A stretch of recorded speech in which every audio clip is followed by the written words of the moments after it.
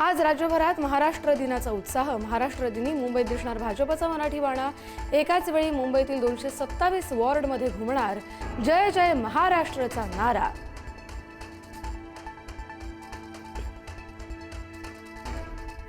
मुख्यमंत्री फडणवीसांकडून हुतात्मा स्मारकाला अभिवादन।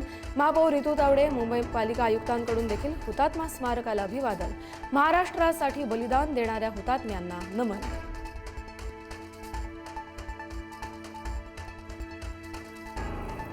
उद्धव ठाकरेंकडून हुतात्मा चौकातील स्मारकाला अभिवादन। महाराष्ट्र दिनाच्या पार्श्वभूमीवर आदित्य ठाकरे, संजय राऊत यांच्याकडून देखील हुतात्मा स्मारकाला अभिवादन।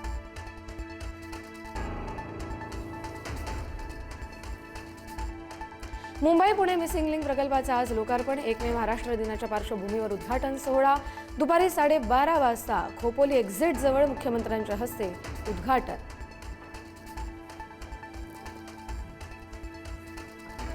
मराठी सक्तीच्या मुद्द्यावरून राज ठाकरेंचे सरकारला खडे बोल। मराठी शिकण्यासाठी मुदतवाढ देण्याची काय गरज?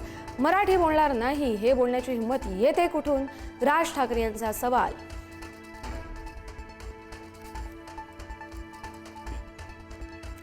महाराष्ट्रात राहणाऱ्यांना मराठी आलीच पाहिजे, मराठी भाषेचा अभिमान असलाच पाहिजे।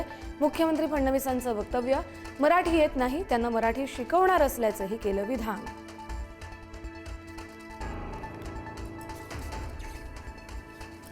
विधान परिषदेची निवडणूक बिनविरोध। महाविकास आघाडी आणि महायुतीनं अतिरिक्त उमेदवार न दिल्यानं विधान परिषदेची निवडणूक बिनविरोध।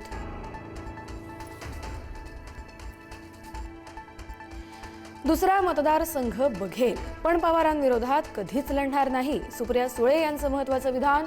पवार विरुद्ध पवार लढाई नको अशीच आमची ही भूमिका। सुनेत्रा पवार यांचंही वक्तव्य।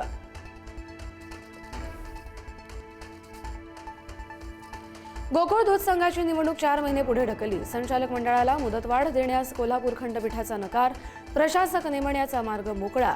खंडपीठाच्या निर्णयानं संचालक मंडळाला मोठा दणका। 8व्या गुन्ह्यामध्ये अशोक खरातला 12 मे पर्यंत न्यायालयीन कोठडी। 9व्या गुन्ह्यासाठी ताबा मिळवण्यासाठी एसआयटी कडून न्यायालयात अर्ज दाखल।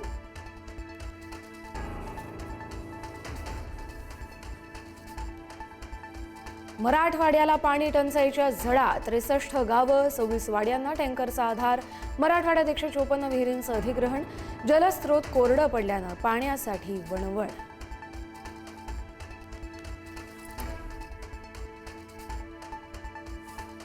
मध्य प्रदेशच्या जबलपूरमध्ये बर्गी धरणात पर्यटकांची बोट बुडाली। आतापर्यंत 4 जणांचा मृत्यू झाल्याची अधिकृत माहिती।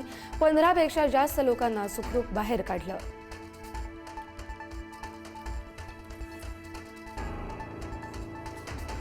युक्रेनियन ड्रोनचा सुमारे 1500 किलोमीटर अंतरावर असलेल्या रशियन तेल प्रकल्पांवर हल्ला।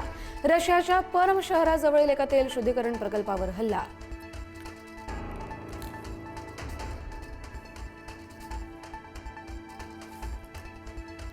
युद्धाचा भडका उडालेला असतानाही इराणचे राष्ट्राध्यक्ष मसूद पेझेशकियान रस्त्यावर। सुरक्षा ताफ्याशिवाय तेहरानच्या रुग्णालयांना दिली भेट।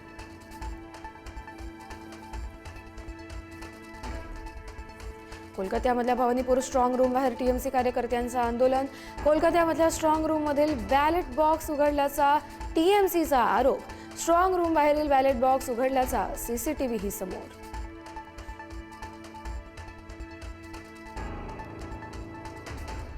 Thank you.